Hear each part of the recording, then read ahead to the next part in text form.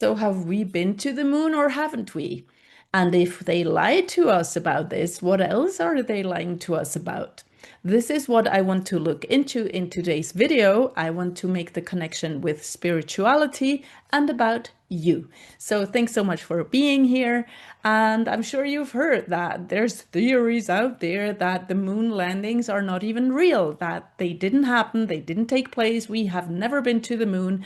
And by we, I mean us as a humanity, us as a species who are globally connected, who have all been told that this huge event took place where during the Cold War, Americans and Russians had that race going on who was going to be first on the moon. And surprise, surprise, the Americans won the race, allegedly, and were the first one to be on the moon. And then there's a bunch of theories saying, well, actually, it was the Russians who were first. It's not even true that it was the Americans, but it's never really questioned, at least not officially, that it even happened, that we did step on the moon, that we made that small step for a man and that huge step for humanity.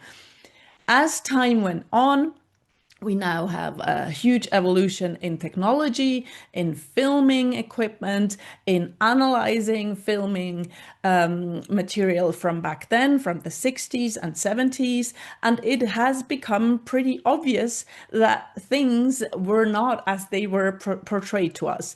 On top of that, there's the witnesses who have spoken up, who have said that it's not even true, it didn't happen, the moonlight landing didn't happen, especially like, for an instance, there is Neil Armstrong who was asked to swear on the Bible that he walked on the moon because he's supposedly the first person to have done so, and he wouldn't do it. He wouldn't swear on the Bible. He got angry, he got upset, he tried to run away from the person asking him.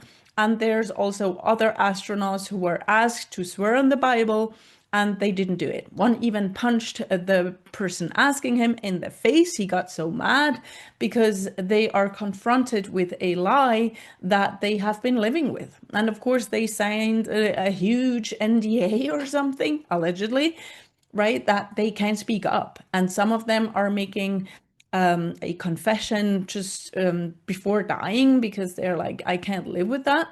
And there's someone else making a huge confession who made a huge confession, which is Stanley Kubrick. That's actually a producer, a movie producer who I admire, who I have always been following and appreciated from being like since I have been a teenager.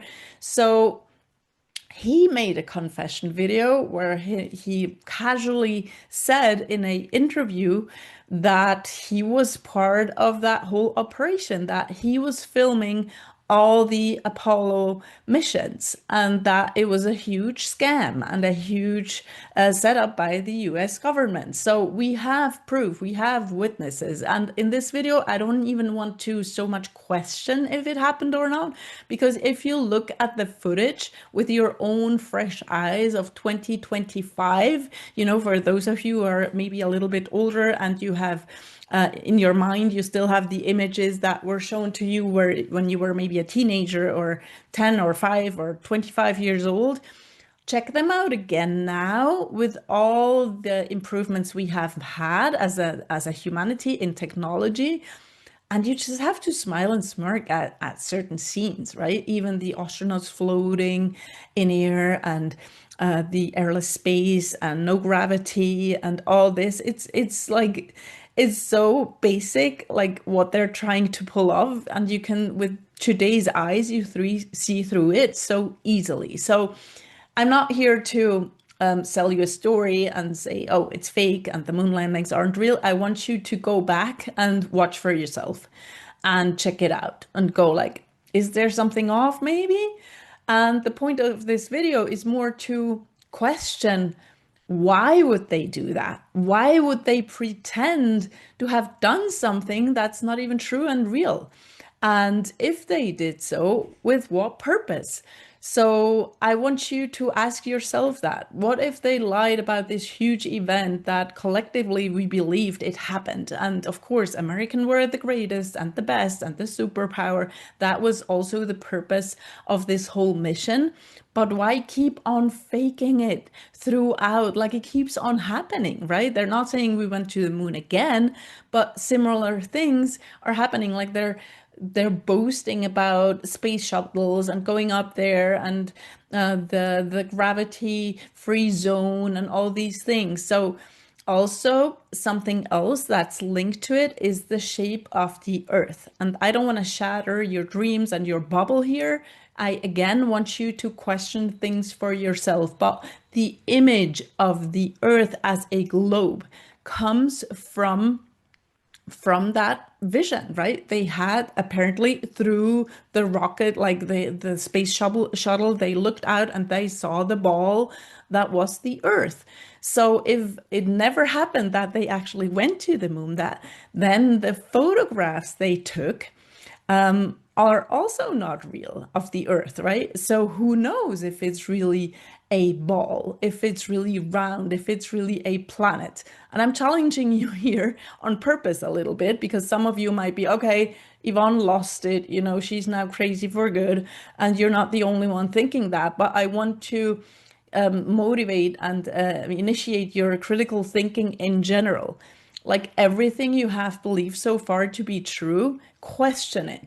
Question everything. Because if they lie, if they have the audacity to lie about such a huge societal event that is a historical event, like the moon landings, that is decisive for basically all of us because we were fed that story, right? We thought like, oh, the moon is out there, I don't know how many miles away. There's the planet circulating around the sun, and we can build a rocket and go there and walk on the planet moon, and maybe we can go on other planets. Like that is crucial. It's forming your brain and your type of thinking. So if you'll be have been lied to about that, with what effect? What is the effect? And I to myself, and you guys know that I always sort of take you on board and accompany you with my own personal evolution of things spiritually and as a human being. To myself, what it does to realize that it's really all been just a hoax and that maybe none of it is true, like whatever they taught us in school, none of it is true. It makes you, well, the fact that they said that that the moon landing did take place, what it does to me is that you feel tiny, right? You feel little, very little important because you're that tiny speck on a one of a million planets and stars and solar systems. Like there's endless universes and endless planets and endless everything's like it literally blows your mind. You can't really fathom that. Your brain isn't made to comprehend these dimensions and these numbers that they're throwing at us of distances and light speed and this and that. Like you can't, right? I don't know how many of you have experienced trying to relate and trying to understand what is being said to you and then just sort of giving up and going, oh yeah, outer space, you know, it's complicated. It's out there. We don't really know. Like we rely on them telling us, so okay, good enough for me, right? But it makes you feel powerless and small and tiny. So I, to myself, I think that must be the point of the whole thing, that you don't think you matter. You don't think you're powerful. You don't think you have power at all. You don't think you can shape anything. You can like contribute to humanity's fate in any way. You're just that little nothing, that speck of atoms, like living a random, boring life, basically. And on the other hand, if you start to question, is it even true that the planet is round, that we're on a planet that might it be flat? I'm just throwing it out there. Who knows? You never know. And for years, I've been saying about certain things. Who can prove it? No one can really prove it. We depend on what they're telling us, right? So once you realize you've been lied to about a huge event like that, and maybe the shape of the planet, and maybe it keeps on going, maybe the whole point of NASA is just to keep you locked in that illusion of the matrix of like, hey, we're telling you how it is. It's a lie we're telling you, but since you believe it, you also believe you have no power, you're small, you're useless, you're overseeable. On the other hand, like what lies behind, on the other side of that vision, or of that view and self-image, of, on the other hand, we have to edit this. On the other hand, if you start to think that you're powerful, your thoughts create, you are divine, you are connected to the divine, to God, you have a straight line to God, you are created in his image, and you can get whatever you want to in this life, and you can contribute to humanity, you have a purpose, you came here with a purpose, that makes you feel completely different. I guess, right? It makes me feel completely different to hear I'm powerful and I'm great and I can do whatever I want to. I can live a happy life. I can contribute to others people's happiness or the fate of humanity by bringing in my skills, by bringing in my voice. Because it's not just one huge universe where my voice just goes lost somewhere.